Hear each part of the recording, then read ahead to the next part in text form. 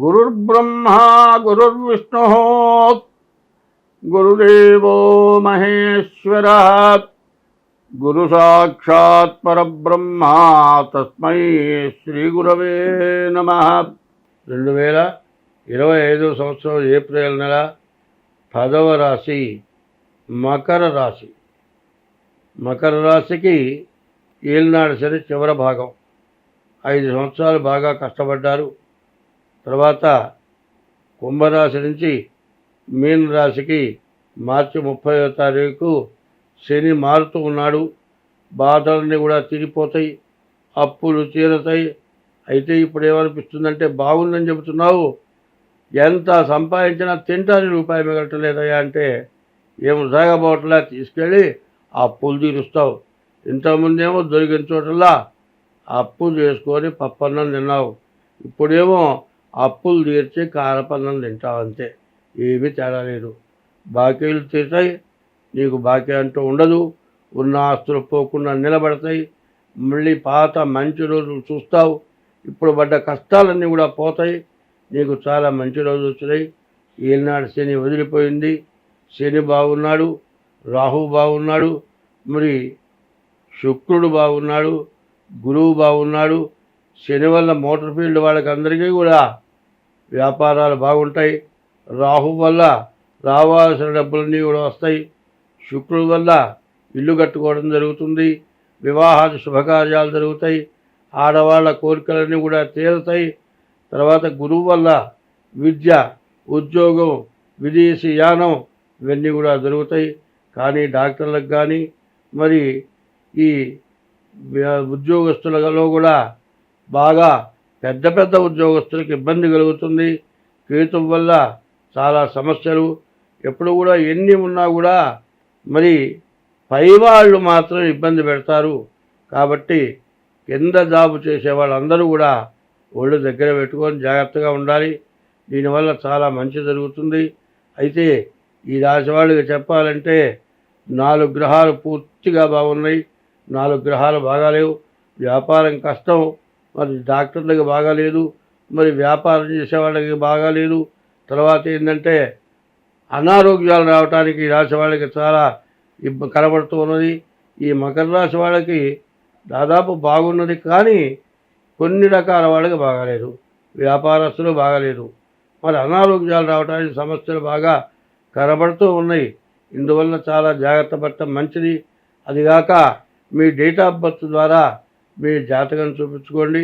మీ జాతకం చూపించుకొని దానికి తగిన పరిహారాలు చేసుకోండి. మీకు మంచి టైము వచ్చింది, మంచి బాగా జరిగే టైముగా వచ్చింది, మీకు చాలా మేలు జరుగుతుంది. ఇటువంటి టైములో చాలా జాగ్రత్త పడటం మంచిది. ఎందుకంటే నడిచి వెళుతూ ఉన్నావయ్యా, బొటన వేలికి దెబ్బ తగిలింది, గోరు కదిలింది, ఊడిపోయేంత పరిస్థితి వచ్చింది, రక్తం వచ్చింది, కానీ గోరు మాత్రం నిలిచేటట్లు లేదు. దాంతో మట్టి తగిలింది. మరి క్లీన్ చేసి కట్టు కట్టించడం అవసరం. శరీరం అంతా బాగుంది, ఒక్క వేలికే దెబ్బ తగిలింది. అట్లాగే మీకు అన్ని రకాలుగా బాగుంది, ఒక్క రకంలో కాస్త ఇబ్బంది కలుగుతుంది. ఆ ఒక్క రకం ఎట్లాంటిదంటే వేలికి దెబ్బ తగలటం లాంటిది. అటువంటి టైంలో జాగ్రత్త పడకపోతే వేలే కాదు, కాలు కూడా పోవచ్చు. కాబట్టి అటువంటి పరిస్థితి రాకుండా ఉండాలంటే మీ డేట్ ఆఫ్ బర్త్ ద్వారా మీ జాతకం చూపించుకోవడం చాలా అవసరం.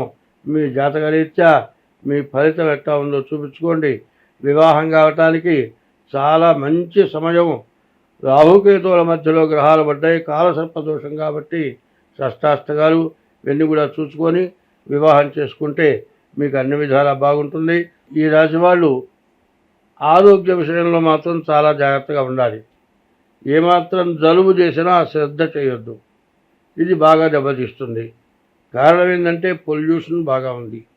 ఈ పొల్యూషన్, గాలి పొల్యూషన్, వాయు పొల్యూషన్, నీటి పొల్యూషన్, దీనివల్ల రకరకాల వ్యాధులు వస్తున్నాయి.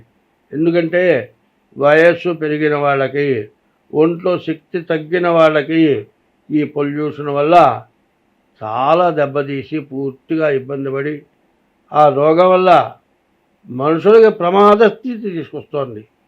బాగున్నామని తొందరపడటం కాదు, నాకేం పర్వాలేదు లేని కేర్లెస్ చేయడం తప్పు. ఒకప్పుడు గాయకుడు ఎస్వి బాలసుబ్రహ్మణ్యం నాకేం పర్వాలేదు నేను మళ్ళీ తిరిగి వస్తానని హాస్పిటల్లో చేరాడు.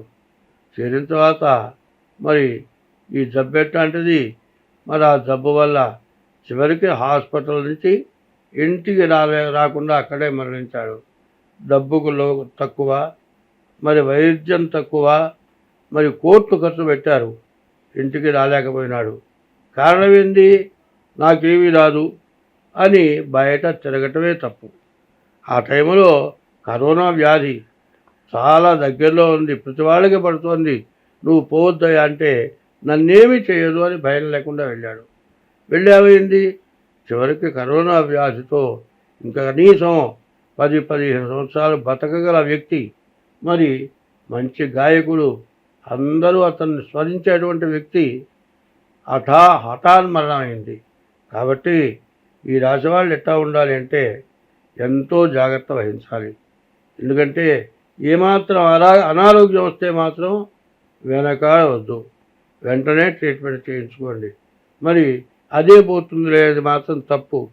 ఎందుకంటే వయస్సులో ఉన్న వాళ్ళకి రోగ నిరోధక శక్తి ఉంటుంది. వయస్సు పెరిగిన వాళ్ళకి 50 సంవత్సరాలు వచ్చిన వాళ్ళకి రోగ నిరోధక శక్తి తక్కువ ఉంటుంది. శరీరంలో ఉండేటువంటి మెడిసినే రోగ నిరోధక శక్తి. అటువంటి రోగ నిరోధక శక్తి ఉన్న వాళ్ళకి మెడిసిన్స్ ద్వారా రోగం తగ్గాలి. కాబట్టి జాగ్రత్త పడటం చాలా అవసరం. కలియుగంలో భగవంతుడి యొక్క నామస్మరణ చేయాలి అంటే నీ నుంచి ఎటువంటి పాపం చేయకూడదు. ఎటువంటి పాపం లేకుండా ఉండి భగవంతుడిని స్మరిస్తే మోక్షం, మళ్ళీ జన్మ లేదు. జన్మ లేకుండా ఉండాలా? 84 లక్షల జన్మలు మనం ఎత్తాము. ఈ 84 లక్షల్లో ఆకాశంలో తిరిగే జీవరాశులు 21 లక్షలు, భూమి పైన ఉన్న జీవరాశులు 21 లక్షలు, భూమి లోపల తిరిగే జీవరాశులు 21 లక్షలు, సముద్రంలో తిరిగే జీవరాశులు 21 లక్షలు, 84 లక్షల జీవరాశుల యొక్క జన్మలు మనం ఎత్తాము. చివరి జన్మ మానవ జన్మ, దుర్లభమైనటువంటి జన్మ. ఈ జన్మ మళ్ళీ రాదు. ఈ వచ్చిన జన్మని సార్థకం చేసుకోవాలి అంటే ఎటువంటి పాపం కూడా చేయకూడదు.